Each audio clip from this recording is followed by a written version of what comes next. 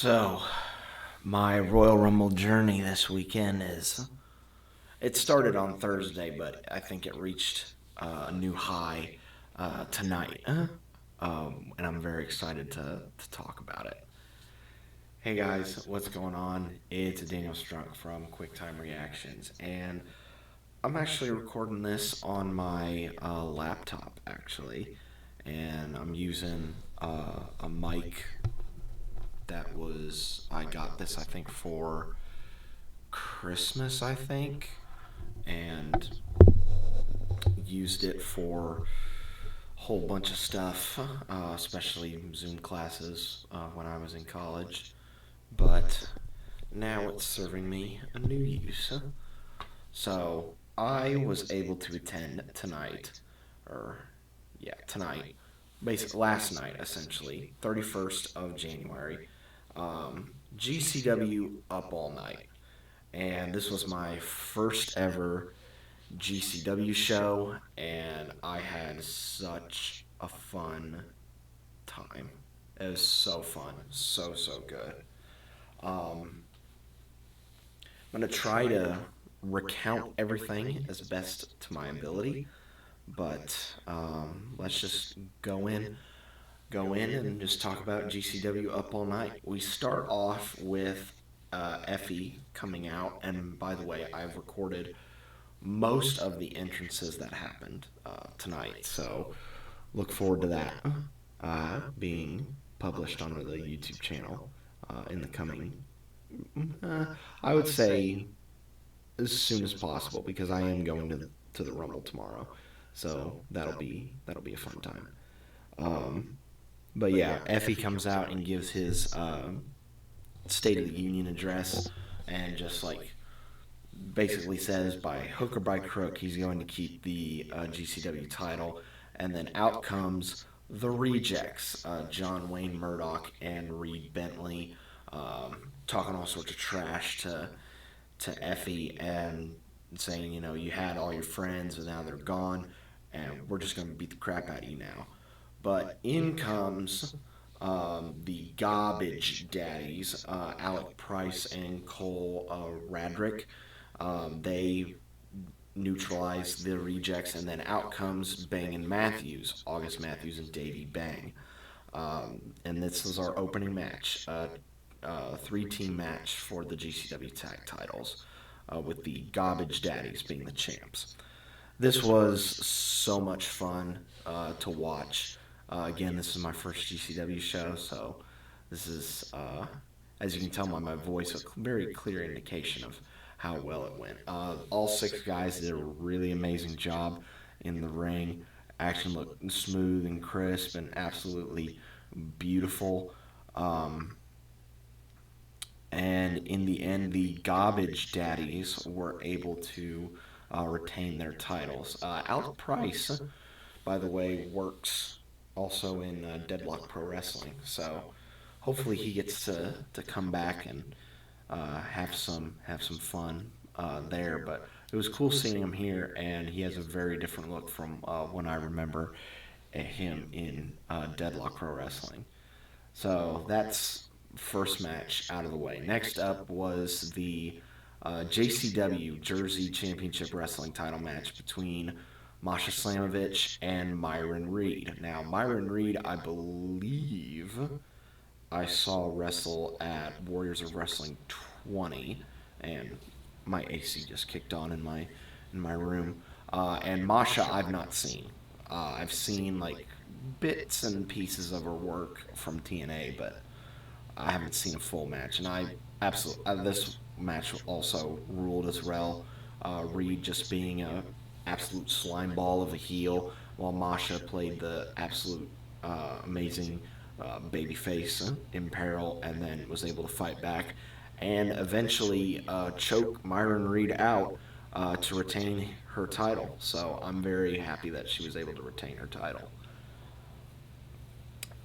Next up was Nate Webb making his address, and I did not know much about Nate Webb, but I definitely got a history lesson when he came out, because he said, like, if it wasn't for Nate Webb, like GCW wouldn't have come to Indy. That's why the collective came to Indy all those years ago in 2020, when the world was shut down, and you know, they brought wrestling back essentially with the collective happening in Indy. And I remember that happening. I was like, oh, I want to go to that, but COVID, so I wasn't able to go to that. And basically says, he's had 2 surgeries on his arm, and after much thought and a lawyer, it seems as though he's probably going to have to go in for a third and maybe not step back into a ring, which then brings out Mance Warner. Mance Warner comes out and says, look, I'm not here to belittle you or anything. I'm here to pay respects to you, because if it weren't for you, wrestling wouldn't have come back during COVID in Indy. If you hadn't done the things that you've done, GCW wouldn't be where it is today. So they share a beer in the ring, and then, of course, Mance beats the crap out of Nate Webb, which then brings out JCW, not Jersey Championship Wrestling, but Juggalo Championship Wrestling mainstay, Too Tough Tony, now on Cage Match with the site that I have pulled up on my laptop. The original match was supposed to be Mance Warner versus Jimmy Lloyd, but that obviously changed to Mance Warner versus Too Tough Tony. And fun little story about that. So, of course, it's a hardcore brawl, chairs being thrown around, brawling in the crowd, and multiple doors being broken, which I was able to convince one of the refs to give me a piece of the door, and after the show, Too Tough Tony was able to sign it, and I don't care what happens the rest of the weekend. This is probably my favorite souvenir that I'm going to get this weekend, for sure.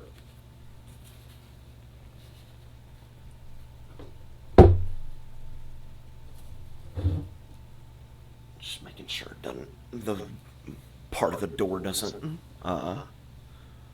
fall.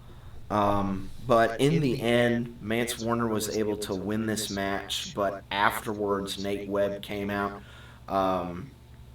spit some alcohol into Mance's face. Too Tough Tony was able to knock Mance down for a little bit.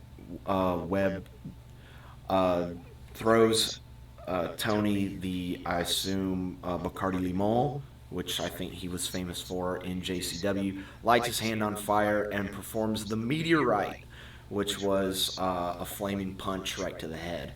So I'm very fortunate to have seen that live and in person, and you can definitely smell the burnt skin when he does that.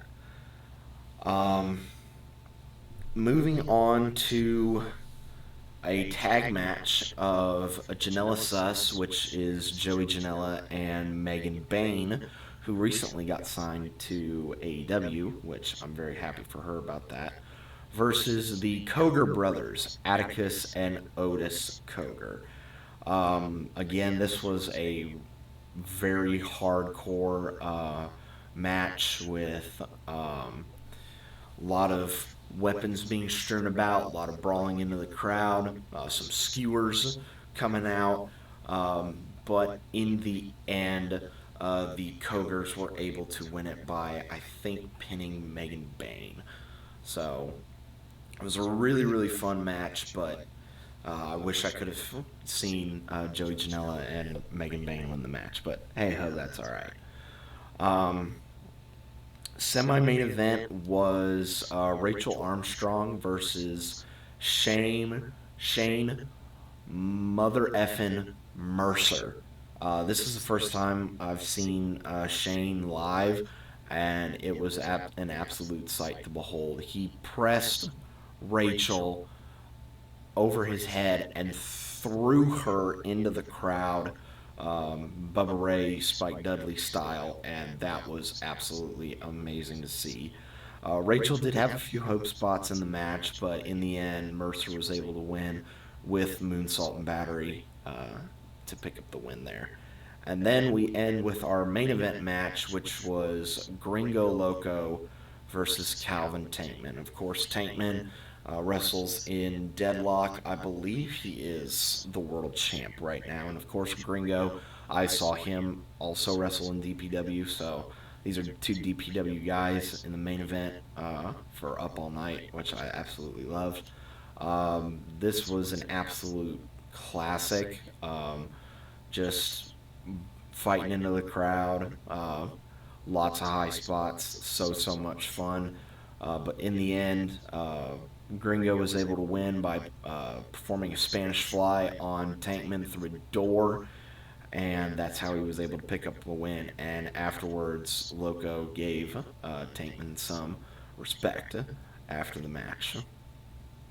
And there you go. That is GCW Up All Night. It was such a fun show. I cannot believe that this was my first ever GCW show.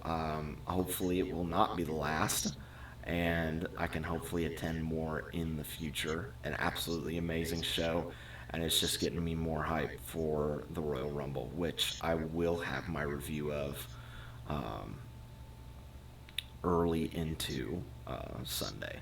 So, something to look forward to. I'll catch you guys later.